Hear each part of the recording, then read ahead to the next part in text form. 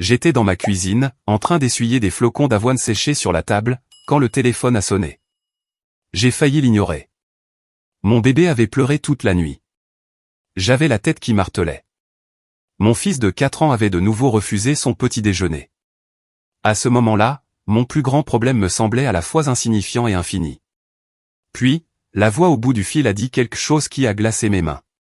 Lauren Mitchell, j'ai besoin que vous écoutiez attentivement. Cette femme avec votre mari, en ce moment, ce n'est pas vous? Je me suis appuyé contre le comptoir, soudainement incertaine que mes jambes puissent me soutenir. Pardon. Qui est à l'appareil, ai-je demandé, essayant de garder une voix stable alors que mon cœur commençait à s'emballer. C'est Nina Brox. Je travaille à la succursale du centre-ville de la Harbor National Bank. Vous m'avez aidé il y a des années. Vous ne vous en souvenez probablement pas. Mais je m'en souvenais. 5 ans plus tôt, j'avais sauvé son emploi en prouvant que son superviseur volait. Depuis, nous échangions des sourires polis chaque fois que j'entrais dans la banque. Rien de plus. Cet appel n'avait rien de poli. Votre mari est ici, a dit Nina. Il est dans une salle de conférence privée. Et la femme assise à côté de lui vous ressemble. Elle porte votre manteau, tient votre sac. Elle a présenté votre carte d'identité.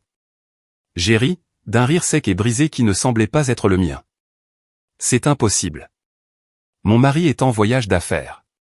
Il est parti hier. Il y eut une pause assez longue pour que mon estomac se noue. Lauren, dit-elle doucement. Je vous connais.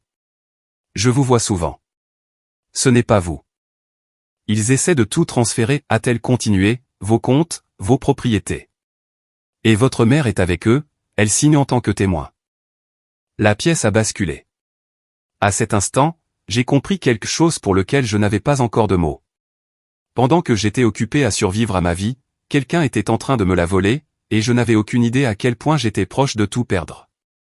Avant de devenir la femme qui récurait des flocons d'avoine sur une table de cuisine à midi, j'étais quelqu'un de complètement différent. Je m'appelle Lauren Mitchell et j'étais analyste financière senior. Le genre de personne qui restait tard parce qu'elle aimait son travail. Le genre qui pouvait regarder un bilan et voir ce que les autres manquaient. Au cabinet, il disait en plaisantant que j'avais une vision à rayon X. Je pouvais repérer une manipulation cachée sous des chiffres nets et des signatures assurées. Je portais des tailleurs sur mesure. J'entrais dans les salles de conseil sans hésitation. Quand je parlais, les gens écoutaient. Je gagnais mon propre argent, beaucoup d'argent. Je payais mon propre loyer. Je choisissais ma propre vie. Puis je suis tombée amoureuse. Ethan admirait mon intelligence. Du moins, c'est ce qu'il disait. Il me disait que j'étais brillante, déterminée, impressionnante. Quand je suis tombée enceinte de notre premier enfant, il a dit quelque chose qui semblait aimant à l'époque. Tu n'as plus besoin de te surmener autant. Je m'occupe de nous. Après le deuxième bébé, c'est devenu, pourquoi te stresser? Reste à la maison un moment. Après le troisième, ça s'est transformé en, les enfants ont plus besoin de toi que le monde n'a besoin d'une autre analyste. Et lentement, sans un seul moment dramatique, j'ai disparu. Pas d'un coup, mais petit à petit. Ma confiance s'est érodée. Mes emails professionnels ont cessé d'arriver. Mes tailleurs sont restés dans le placard. Mon monde s'est rétréci aux horaires de sieste, aux listes de courses et à la survie quotidienne sans pleurer. Je me disais que c'était temporaire, que je pourrais toujours y retourner. Mais le temps a une façon de transformer les pauses en habitudes et les habitudes en cage. Je n'ai pas perdu mon intelligence. On a simplement cessé de me permettre de l'utiliser. Ethan Mitchell n'est pas devenu contrôlant du jour au lendemain. C'est la partie que les gens comprennent rarement. S'il avait commencé par me dire ce que je ne pouvais pas faire, je l'aurais remarqué. J'aurais résisté. Mais il a commencé par offrir de l'aide, de la protection, du réconfort. Je vais gérer les finances, disait-il. Tu en as déjà assez sur les bras. Et cela semblait raisonnable, voire aimant. Au début, c'était de petites choses. Il me demandait de signer des papiers parce qu'il était occupé. Il les résumait rapidement, avec assurance. Je lui faisais confiance. Pourquoi ne l'aurais-je pas fait? C'était mon mari, le père de mes enfants. Quand je posais des questions, il souriait et m'embrassait le front. Tu t'inquiètes trop. Quand j'ai mentionné l'idée de retourner travailler, il a froncé les sourcils. Veux-tu vraiment que des étrangers élèvent nos enfants? Quand des amis m'invitaient à sortir, il soupirait. Tu as l'air épuisé. Peut-être la prochaine fois. Avec le temps, les invitations ont cessé. Les décisions n'étaient plus les miennes. J'ai arrêté de savoir où notre argent allait réellement. J'ai arrêté d'ouvrir les relevés bancaires. J'ai arrêté de sentir que j'avais le droit de demander. Il aimait me rappeler à quel point il était sous pression, à quel point il travaillait dur, que tout ce qu'il faisait était pour la famille. Et je le croyais, parce que le croire était plus facile que d'admettre que quelque chose n'allait pas. Au moment où j'ai réalisé que je n'avais aucun accès à nos finances, aucune expérience de travail récente et aucun revenu indépendant, j'étais déjà trop fatigué pour me battre. L'épuisement est un outil puissant. Il vous rend docile. Il vous rend reconnaissant pour des miettes de réconfort. Il vous fait douter de vous-même. Je n'ai pas remarqué la cage qui se construisait autour de moi parce qu'elle était rembourrée de confort, de routine et de confiance. Et au moment où j'ai senti les barreaux, j'étais déjà à l'intérieur. Avec le recul, les signes avant-coureurs étaient là. Ils étaient discrets, ordinaires, faciles à justifier si l'on voulait la paix plus que la vérité. Mon manteau en laine beige a disparu un après-midi. Celui que je portais pour les réunions. Celui qui, selon Ethan, me donnait un air professionnel. Quand j'ai posé la question, il a haussé les épaules et a dit « Nous l'avons probablement laissé au pressing ». Je l'ai cru. 2 semaines plus tard, mon sac à main a disparu. À l'intérieur se trouvait ma carte d'identité, quelques cartes de crédit, des choses que j'utilisais rarement. Ethan a dit l'avoir retrouvée plus tard dans la voiture, légèrement endommagée. Quand j'ai remarqué que mon permis de conduire semblait différent, il a ri et m'a dit que j'imaginais des choses. Je me suis dit que j'étais surmené. Ma mère a commencé à appeler plus souvent, posant des questions étranges. Est-ce que je dormais assez? Est-ce que je me sentais dépassé? Avais-je déjà pensé à prendre une longue pause de tout? Je pensais qu'elle s'inquiétait pour moi. Je sais maintenant qu'elle recueillait des informations. Ethan a commencé à faire des commentaires qui me restaient en tête plus longtemps qu'il n'aurait dû. Tu t'es regardé dernièrement? J'ai honte de sortir avec toi comme ça. Avant, tu faisais attention. Chaque phrase atterrissait doucement, comme une marque d'inquiétude. Mais ensemble, elles ont construit quelque chose de lourd en moi. J'ai commencé à éviter les miroirs, à éviter les conversations, à m'éviter moi-même. Quand quelque chose ne va pas, mais que vous êtes trop fatigué pour y faire face, votre esprit cherche l'explication la plus simple. Vous vous blâmez. Je me disais que j'échouais en tant qu'épouse, en tant que femme, en tant que partenaire. Il ne m'a jamais traversé l'esprit que quelqu'un se préparait à me remplacer. Pas dans mon mariage. Pas dans ma propre vie. Ignorer les signaux d'alarme semblait plus sûr que de tirer sur un fil qui pourrait tout faire s'effondrer. Alors, je suis restée silencieuse. Et ce silence m'a presque tout coûté. J'ai laissé mes enfants à une voisine et je suis allé directement à la banque. Je n'ai pas changé de vêtements. Je ne me suis pas coiffé. Je suis sorti en vieux jean et t-shirt déformé, mon esprit courant plus vite que mon corps ne pouvait suivre. Sur le chemin du centre-ville, des fragments de mon ancienne vie ont commencé à refaire surface. L'analyste, la femme qui posait des questions, celle qui n'acceptait jamais de réponses vagues. J'ai appelé Nina dès que je suis arrivé. Je suis là, ai-je dit. Je ne peux pas passer par l'entrée principale. Ils me verront. Il y a une entrée de service à l'arrière, a-t-elle répondu. Je vous y rejoins. 5 minutes plus tard, je la suivais dans un escalier de service étroit qui sentait le vieux café et les produits de nettoyage. Mon cœur battait si fort que j'étais sûr qu'elle pouvait l'entendre. Ils sont dans la salle de conférence, a-t-elle chuchoté. Ils y sont depuis presque 2 heures. Elle m'a conduite dans une petite salle de sécurité remplie de moniteurs scintillants. Sur les écrans, j'ai vu mon mari.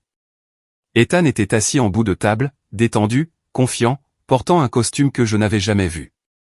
Il avait l'air prospère, épargné par les nuits blanches ou l'inquiétude. À côté de lui était assise une femme portant mon manteau. Tenant mon sac. Ses cheveux étaient coiffés comme les miens l'étaient avant que je ne m'en soucie plus. Elle me ressemblait, ou plutôt, elle ressemblait à la version de moi que j'étais autrefois. En face d'eux se trouvait ma mère, habillée proprement, concentrée, signant des documents sans hésitation. Il y avait aussi la sœur d'Ethan, Rachel, organisée, efficace, empilant des papiers comme quelqu'un de très à l'aise avec une paperasse qui n'était pas la sienne. J'ai senti quelque chose se briser en moi. Pas de la tristesse. De la clarté. Ce n'était pas une erreur. Ce n'était pas de la panique ou de la confusion. C'était un plan, et j'étais arrivé juste à temps pour le voir. Je n'ai pas pleuré, et cela m'a surprise. Je suis resté là, à regarder les moniteurs, et quelque chose en moi a basculé vers un endroit familier, un endroit calme, un endroit concentré. L'endroit où je vivais autrefois quand une affaire n'avait plus de sens et que tous les autres dans la pièce passaient à côté. Je me suis tourné vers Nina. J'ai besoin des historiques de transactions pour chaque compte à mon nom sur les 3 dernières années, et de chaque procuration jamais déposée sous ma signature. Elle a hésité une demi-seconde. Puis elle a hoché la tête et a quitté la pièce. Pendant son absence, j'ai regardé Ethan se pencher vers la femme à côté de lui. Sa main reposait sur son dos d'une manière que j'ai reconnue instantanément.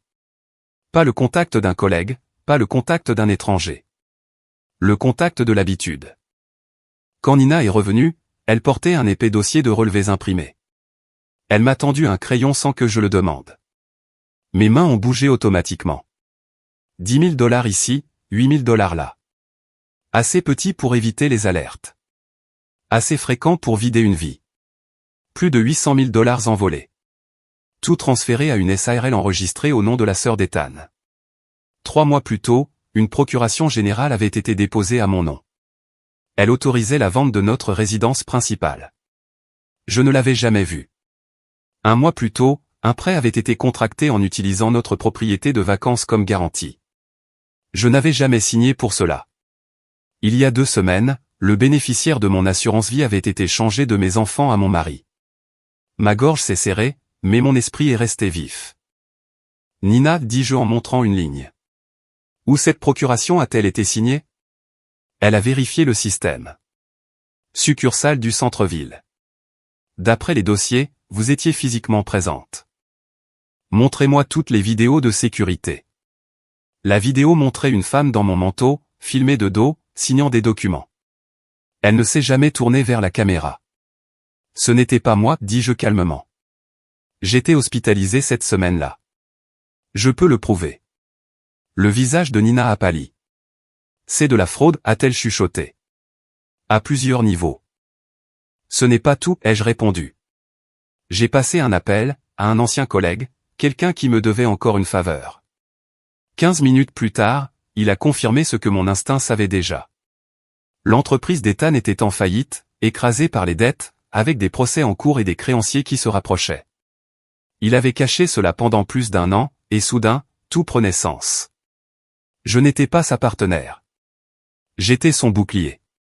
Quand les choses allaient bien, il était l'histoire à succès. Quand tout s'est effondré, tout a été transféré à mon nom. Et maintenant, il vidait tout, me laissant avec la dette et rien d'autre. Je suis sorti de la salle de sécurité parce que j'avais besoin d'air. La vérité a un poids. Quand elle s'installe dans votre poitrine d'un seul coup, il devient difficile de respirer. J'ai trouvé ma mère dans les toilettes pour femmes, debout devant le miroir, retouchant son rouge à lèvres. Elle avait l'air calme, posée, comme une femme aidant sa famille avec de la paperasse. Quand elle a vu mon reflet, sa main s'est figée. Lorraine, a-t-elle murmuré. Qu'est-ce que tu fais ici? Je l'ai regardée un long moment avant de répondre. Qu'est-ce que tu fais ici, maman? Elle a redressé les épaules. Ethan m'a demandé de l'aide. Il a dit que tu n'allais pas bien, que tu étais dépassé.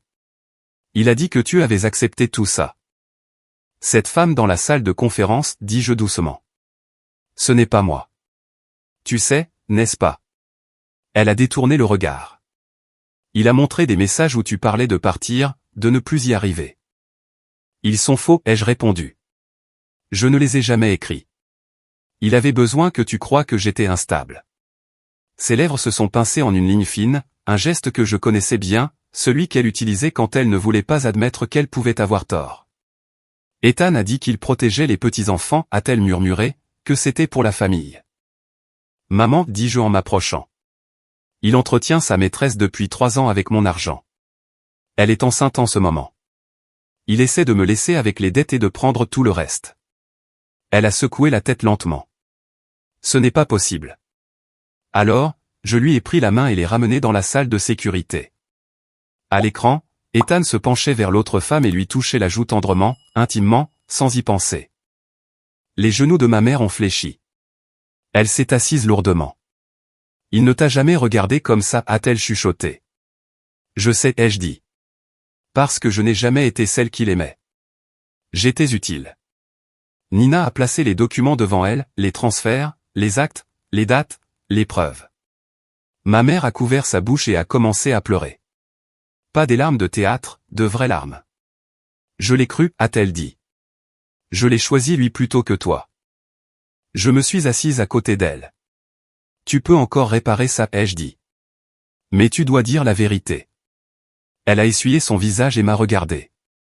Pour la première fois depuis des années, j'ai vu de la honte dans ses yeux. Dis-moi quoi faire, a-t-elle dit. 20 minutes plus tard, je me tenais devant la porte de la salle de conférence.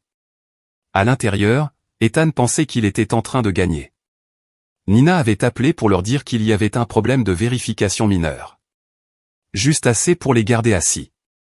Juste assez de temps pour que tout soit prêt. Derrière moi se tenait Nina, un agent de sécurité de la banque et ma mère. Elle avait l'air pâle mais stable maintenant, décidée. J'ai aperçu mon reflet dans la vitre.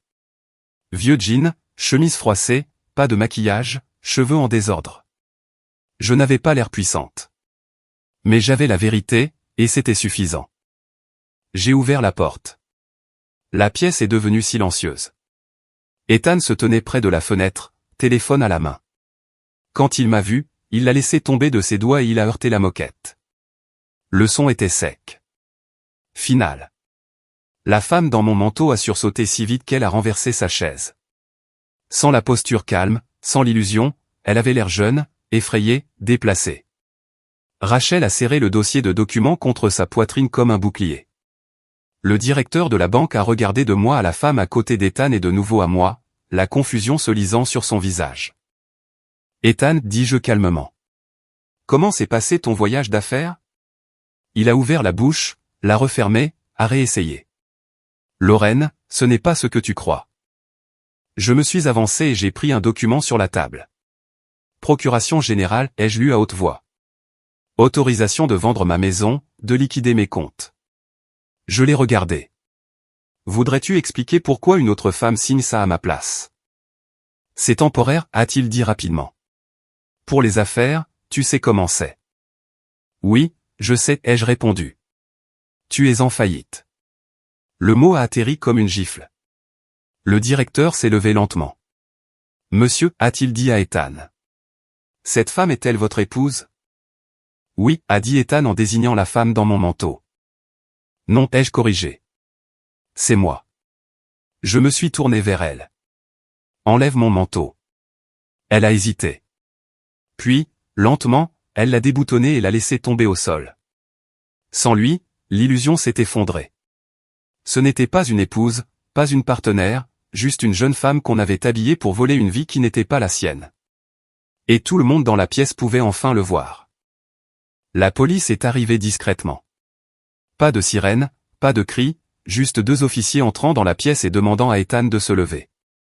Pour la première fois depuis que je l'avais rencontré, il avait l'air petit. Pendant qu'il lui lisait ses droits, il n'arrêtait pas de me regarder, cherchant quelque chose sur mon visage. De la pitié, du doute, du regret. Je ne lui ai rien donné. Il n'y avait plus rien à donner. Rachel a été emmenée ensuite. Elle a protesté bruyamment, parlant d'avocats et de malentendus, mais personne n'a écouté. Les documents parlaient assez clairement. La femme qui avait porté mon manteau est restée assise. Elle témoignerait plus tard que c'était sa seule issue. Les semaines suivantes se sont confondues. Déposition, avocats, date d'audience, dossiers empilés sur ma table de cuisine où les enfants coloriaient autrefois. Ethan a essayé de négocier depuis sa détention. Il a offert un divorce discret, la garde exclusive, les biens. Si je retirais les charges, je refusais. Ce n'était pas de la vengeance. C'était une question de responsabilité. Le tribunal a agi plus vite que je ne l'attendais.